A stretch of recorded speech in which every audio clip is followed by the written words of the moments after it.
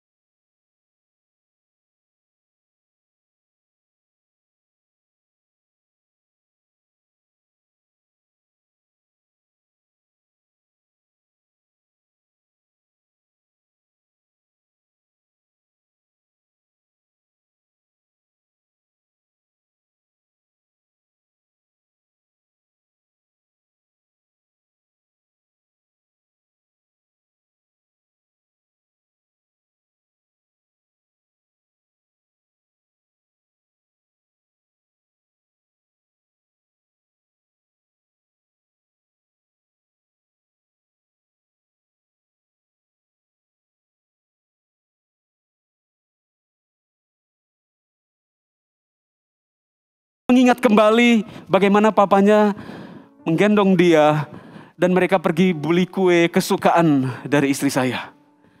Tempat-tempat tertentu bagi orang lain gak berharga, bagi kita sangat berharga. Pernah gak Anda lewat di satu tempat, restoran atau apa, dan Anda teringat akan peristiwa, akan sesuatu, bukan kuenya enaknya, bukan tempatnya, tapi karena apanya yang pernah terjadi di situ.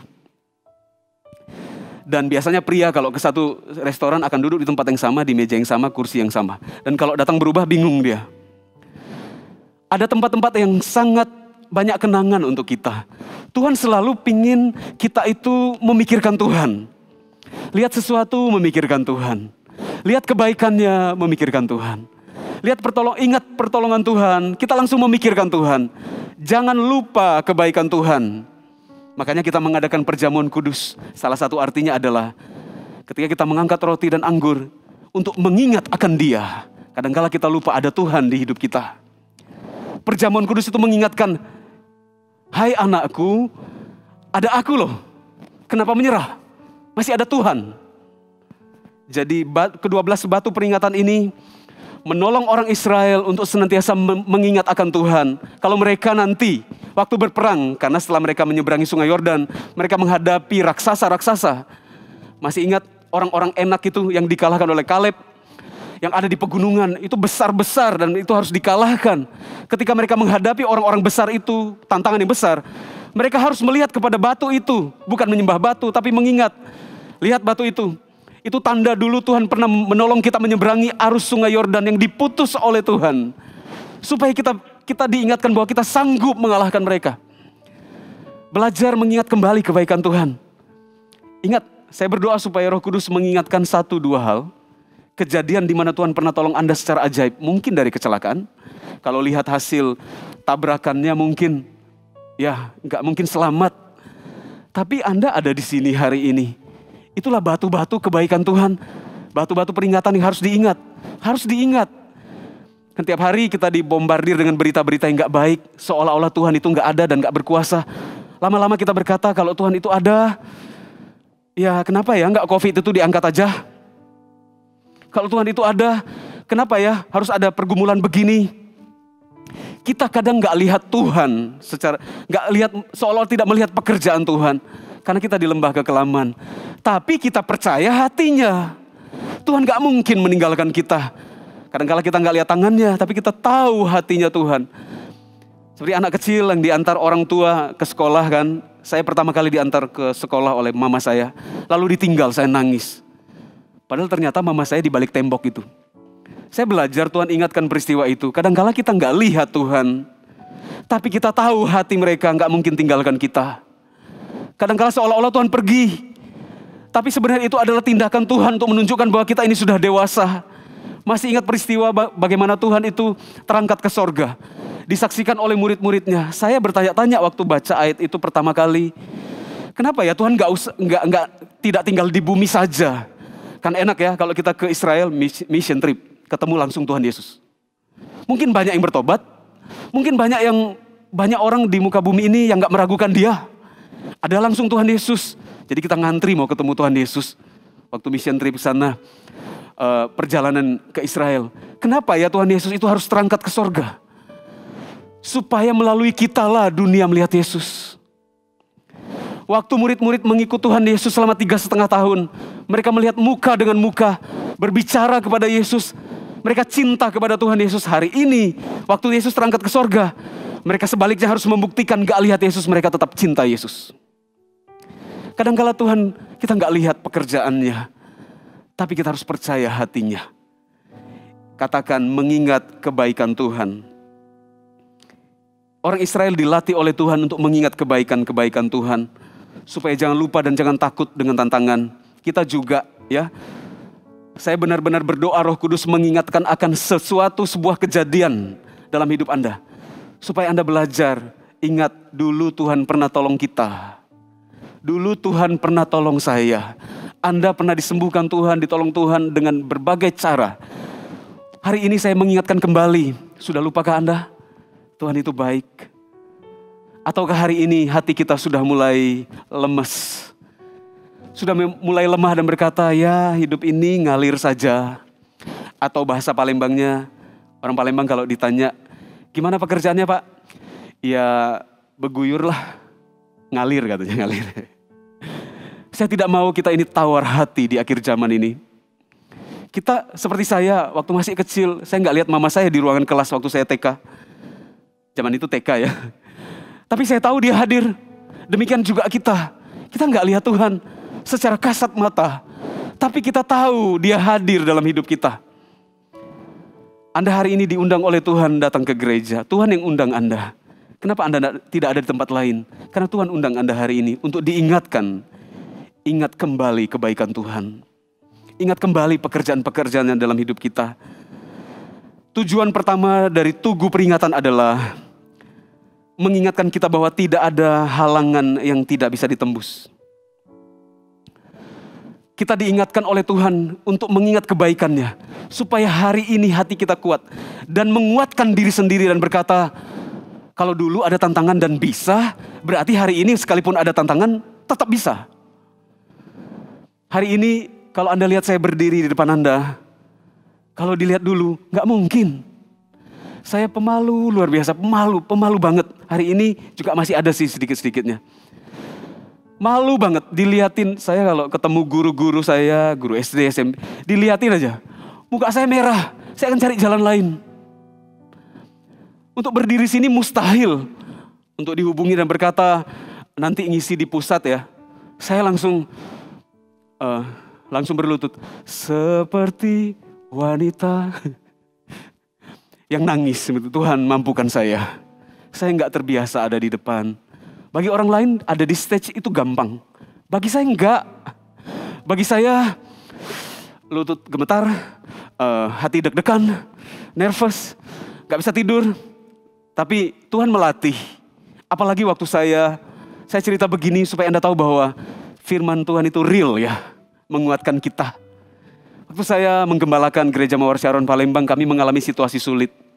Waktu itu dalam ibadah, tiba-tiba usher-nya yang di belakang beritahu begini. Bukan gini lagi. Bahasa isyaratnya begini. Waktu itu yang khotbah Pastor Moro. Yang ada di Gereja Mawar Syaron Singapura hari ini. Ya, kalau Anda ke sana, sapa beliau. Kalau kehabisan dolar, temui beliau. Anda akan dapat doa, bukan dolar. Jadi diberi tanda. Artinya di bawah memang ada sekelompok orang yang tidak suka dengan ibadah kita. Mereka mengancam dengan surat begini. Kalau nanti ada ibadah, jika ada ibadah, kami tidak bertanggung jawab jika terjadi sesuatu yang tidak diinginkan. Itu kan mengerikan. Saya merasa saya mau mati ya. Tapi ibadah tetap harus berlangsung. Dan ketika diberi tanda begitu, itu tekanan batinnya luar biasa. Saya sebagai orang Manado, yang di Manado banyak gereja, saya ingin pulang. Saya berkata, Tuhan, gak sanggup saya melayani di Palembang. Ada banyak tekanan, ada sekelompok orang gak suka kami. Gereja Mawar Syaron ada di sini. Jadi malam-malam berikutnya dan sebelumnya, saya benar-benar tertekan. Saya akan disidang, dipanggil oleh ini. Dan saya akan diajak bicara, diintimidasi. Ada satu malam di mana saya rasanya nggak sanggup lagi. Tapi saya berusaha untuk sekuat tenaga. Saya nggak telepon Pastor Moro waktu itu yang jadi gembala regional. Karena saya tahu ada battle, ada peperangan-peperangan yang saya harus hadapi sendiri, belajar dewasa. Dan jadi saya hanya pegang Alkitab saya seperti ini di ruang doa. Kadangkala duduk di lantai, nggak tahu mau doa apa. Berdiri senderan di dinding, nggak tahu mau ngomong apa. Nggak tidur sampai pagi. Saya cuma mengingatkan diri saya. Saya ingat ayat-ayat hafalan saya. Tak berkesudahan kasih setia Tuhan, tak habis-habisnya rahmatnya, selalu baru setiap hari. Jika Allah di pihakku, siapakah lawanku? Itulah kekuatan saya sebagai hamba Tuhan. Saya mulai mengingat dulu nggak ada apa-apanya di Palembang. Tidak ada jemaat, ada banyak tantangan. Tapi ternyata bisa, sekarang mulai banyak CG. Berarti kalau Tuhan yang memulai, Tuhan gak akan tinggalkan. Kalau Tuhan yang menyuruh, jika Tuhan yang menyuruh untuk murid-muridnya menyeberang, Tuhan juga yang akan datang untuk berjalan di air, untuk menolong mereka. Berarti besok pagi waktu saya disidang, saya akan dikuatkan oleh Tuhan. Bangun pagi, Ketika saya ketiduran setengah jam mungkin, saya langsung siap-siap pergi ke satu tempat di mana saya diundang ke tempat itu untuk diinterogasi. Nggak boleh ada gereja, tempat ibadah di situ. Saya datang entah kenapa, itu yang namanya damai sejahtera yang melampaui segala akal.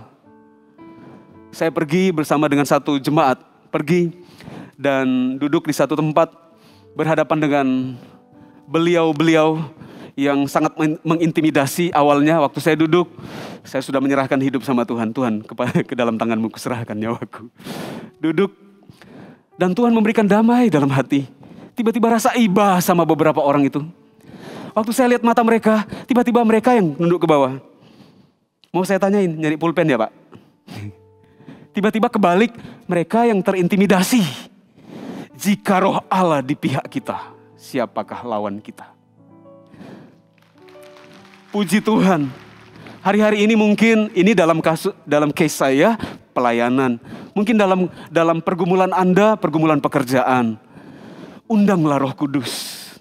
Tanya Tuhan gimana caranya. Tuhan bukakan jalan kira-kira langkah-langkah apa yang harus kulakukan. Kita ketika mengingat kebaikan Tuhan, apa yang pernah dilakukannya. Biarkan kita ambil kekuatan itu dan berkata, sekarang pun pasti bisa. Tuhan tolong saya untuk maju. Ingat Tuhan tolong kita di masa lampau, bukan untuk meninggalkan kita sekarang. Amin. Katakan Tuhan menolong saya dahulu. Sekarang tidak ditinggalkan. Ya, ada banyak milestone dalam hidup kita. Ada banyak titik-titik di mana kita harus belajar melihat itu. Bukan melihat ke belakang kepada kejelekan-kejelekan kita, tapi melihat kepada kebaikan-kebaikan Tuhan di masa lampau. Lihat Tuhan pernah tolong ini, pernah tolong ini, pernah tolong itu, dan sebagainya. Berarti ke depan Tuhan juga bisa sanggupkan kita. Ya. Jadi waktu itu setelah pertemuan itu saya kembali dan saya minta ampun sama Tuhan. Tuhan ampuni saya. Saya kok terlalu takut sih. Kenapa saya takut? Kan ada Tuhan. Tapi Tuhan seperti menghibur saya. Ada banyak peperangan di hidup kita yang kita harus menangkan. Setiap kali menang Tuhan bawa kita bukan makin hebat, bukan, tapi makin percaya sama Tuhan. Bukan membesarkan diri kita setiap kali Tuhan tolong kita, tapi membesarkan iman kita. Bukan membesarkan kepala kita ketika Tuhan tolong kita, tapi makin membesarkan kepercayaan kita kepada Tuhan, bahwa Tuhan itu bertanggung jawab. Katakan saya bisa bersama dengan Roh Kudus. Amin. Yang kedua, tugu itu adalah iman, adalah membentuk iman kita agar tidak tergoncangkan seperti yang saya sudah jelaskan tadi. Menceritakan supaya kita ini kalau lihat kesaksian-kesaksian itu tidak mudah goyah, tidak mudah jauh daripada Tuhan. Apapun yang disampaikan orang yang tidak mencintai Tuhan terhadap kita, merendahkan, kita harus ingat firman Tuhan dan juga kebaikan-kebaikannya. Kata iman adalah seperti sauh yang kuat, yang kita ini menempel sama Tuhan kepada satu batu karang yang teguh. Yesus adalah batu yang dibuang, tapi dijadikan batu penjuru oleh Bapa di sorga. Itu satu-satunya batu yang kita nggak boleh lupakan. Ya, ada satu batu sih yang lebih hebat dari film apa ya? Yang ketika dijentikkan hilang seluruh bumi, ya sepertiga bumi. Sebenarnya ada satu batu. Satu batu yang harus kita miliki dalam hidup kita. Namanya batu karang yang teguh. Iman kita harus menempel sama Tuhan. Kalau kapal itu merapat ke dermaga, biasanya ada jangkar yang dilepas. Kadangkala sekarang bentuknya tali diikatkan ke pelabuhan supaya kapalnya sekalipun airnya goyang, kapalnya tetap di situ. Atau jangkar yang dilepaskan ke bawah untuk menemukan batu yang kuat. Sehingga arus sekencang apapun, tetap kapalnya ada di situ. Itulah iman. Waktu melihat kebaikan-kebaikan Tuhan, kita diingatkan, gak boleh goyah. Tuhan pernah tolong saya, dulu Tuhan tolong saya, gak boleh goyah. Kita harus berpaut kepada batu karang yang teguh itu. Ya, Wahyu 12 ayat 11 berkata, dan mereka mengalahkan dia oleh darah anak domba dan oleh perkataan kesaksian mereka. Karena mereka tidak mengasihi nyawa mereka sampai ke dalam maut. Di sini dikatakan bahwa mereka mengalahkan dia oleh darah anak domba Dan oleh perkataan kesaksian, seharusnya kita ini memang hanya diselamatkan karena darah anak domba, bukan? Tidak ada keselamatan yang lain selain darah anak domba. Tapi kok di ayat ini seolah-olah ada hal yang lain yang menyelamatkan, mengalahkan. Bukan hanya darah anak domba, ditambahkan di situ perkataan kesaksian kita. Ternyata bersaksi itu dan mengingatkan diri akan kebaikan-kebaikan Tuhan itu mengalahkan roh jahat. Ketika pikiran mulai lemah, hati mulai lemah, lalu kita mulai mendengar orang bersaksi tentang kebaikan Tuhan. Lalu kita sendiri bersaksi kepada diri kita sendiri. Makanya pemazmur berkata, pujilah Tuhan hai jiwaku. Dia mengingatkan dirinya sendiri untuk ingat akan Tuhan. Pujilah Tuhan hai jiwaku.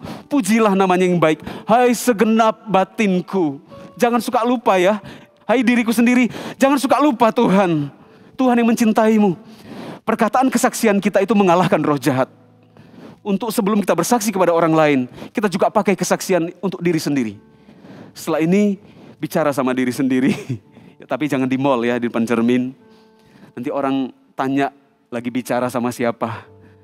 Di kamar sendiri saja. Lihat cermin dan berkata, Tuhan pernah tolong kamu.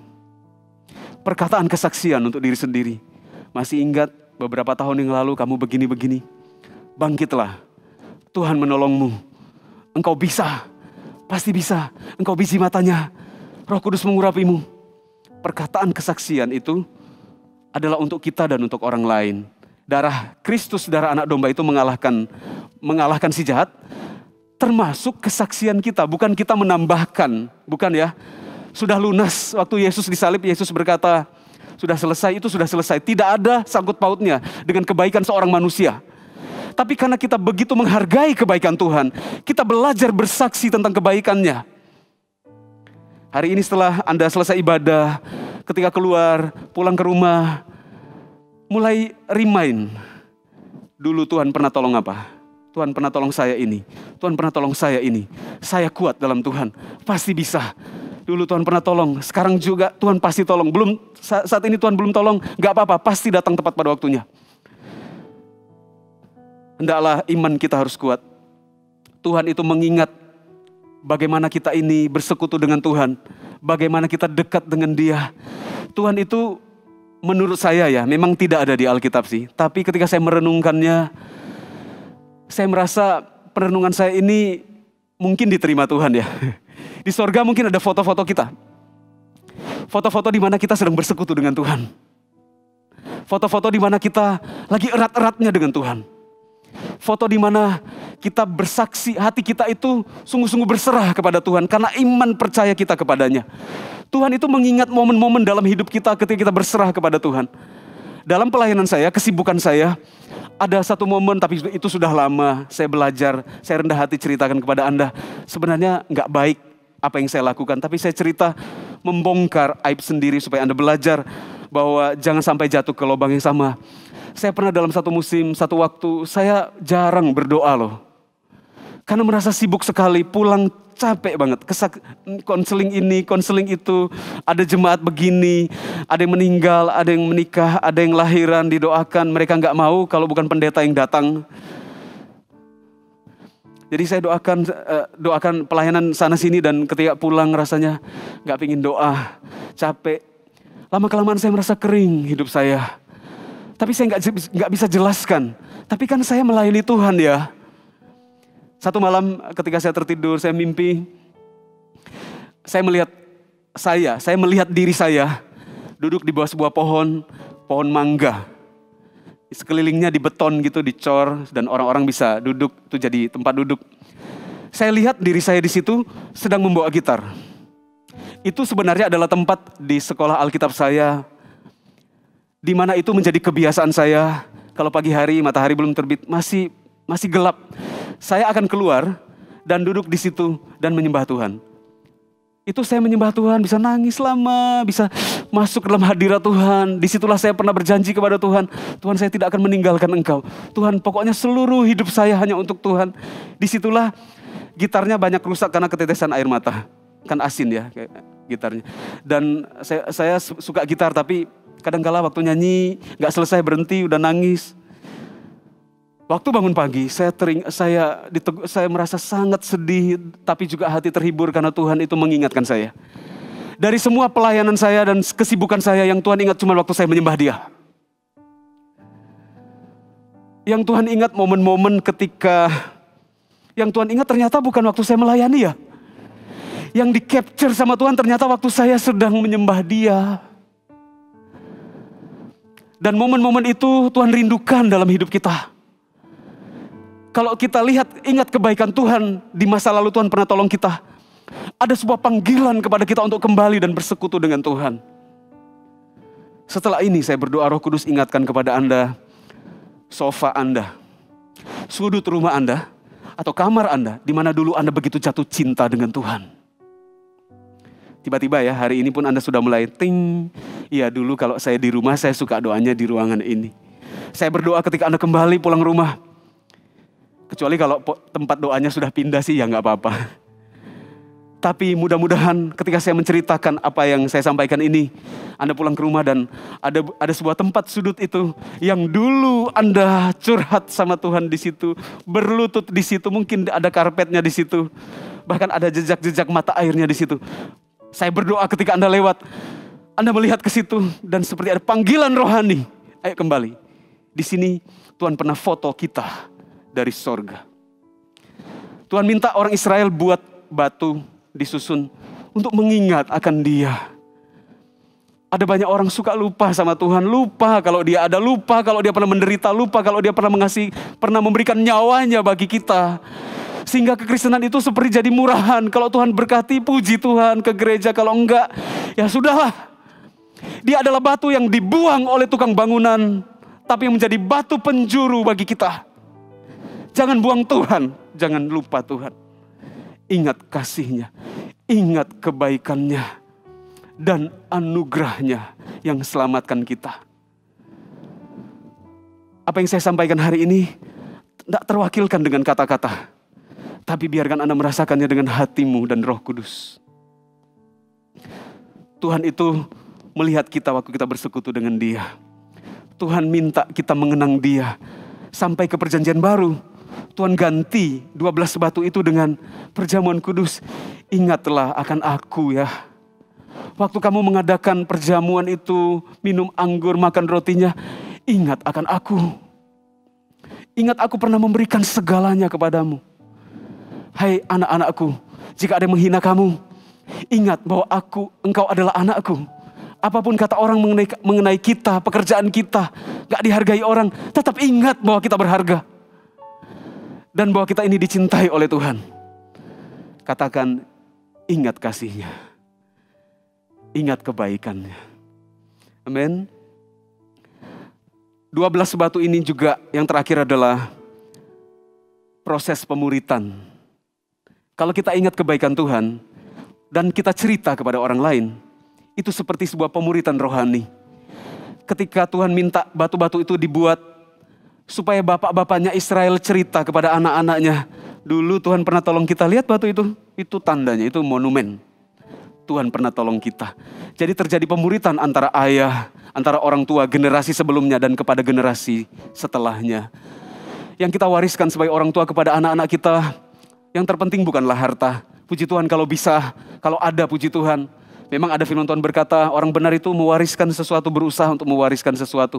Tapi yang paling penting adalah mewariskan iman. Karena suatu saat kalau orang tua dipanggil Tuhan, ada rasa aman dalam hati bahwa anak-anak kita tahu apa yang kita perjuangkan dulu. Dan anak-anak kita tidak akan terombang-ambingkan karena mereka telah diwariskan iman dari orang tuanya. Bahwa mereka tetap berpaut kepada Tuhan Yesus Kristus. Hari ini saya menyampaikan firman ini untuk menarik kita kembali kepada ingatan akan Tuhan. Ingatlah kepada kebaikan-Nya. Galatia 3 ayat 1 berkata, hai orang-orang Galatia yang bodoh. Siapakah yang telah mempesona kamu? Bukankah Yesus Kristus yang disalibkan itu telah dilukiskan dengan terang di depanmu? 1 Petrus 2 ayat 5. Dan biarlah kamu juga dipergunakan sebagai batu hidup untuk pembangunan suatu rumah rohani, bagi suatu imamat kudus, untuk mempersembahkan persembahan rohani yang karena Yesus Kristus berkenan kepada Allah. Dan biarlah juga kamu ternyata kita juga ini adalah batu-batunya Tuhan. Batu hidup. Dan kita ini berfungsi dalam rumah rohaninya Tuhan. Ayo melayani. Biar nama kita seolah-olah ya tanda kutip diukir di bait Allah ya secara rohani. Ternyata Tuhan panggil kita juga. Guru agung kita, juru selamat Tuhan Yesus Kristus adalah batu, karang yang teguh. Kita juga dipanggil jadi batu yang hidup untuk membangun kerajaan sorga. Di mana ada kita di dalamnya. Saya mendorong setiap Anda untuk maju dalam Tuhan. Jangan lemah di masa-masa yang sulit ini. Katakan amin. Berikan tepuk tangan buat Tuhan. Saya undang semua bangkit berdiri. Haleluya.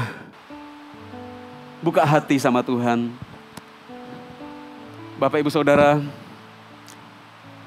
satu waktu saya melayani di kota Palembang, ada jemaat Gereja Mawar Syaron berasal dari Malaysia. Saya memanggilnya Brother John, ya. Beliau kerja di satu perusahaan kelapa sawit dan istrinya sudah meninggal, anaknya 2 di Malaysia. Beliau sangat suka dengan, sangat cinta gereja Mawar Syaron, sekalipun hanya sementara.